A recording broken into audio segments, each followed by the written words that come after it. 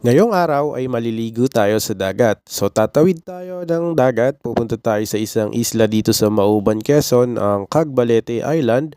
So ang napili naming resort ay ang Villa Escaparde Resort.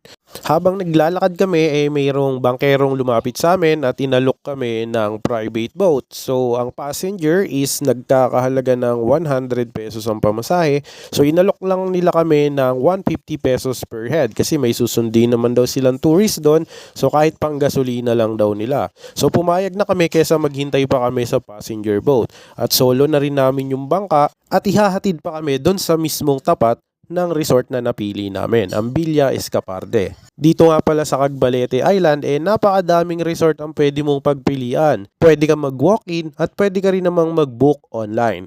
Eto na pala yung bangkang sasakyan namin at ako ay sasakay na. Dahil apat lang naman kami, hindi ako nangangamba dito sa bangka na ito dahil ang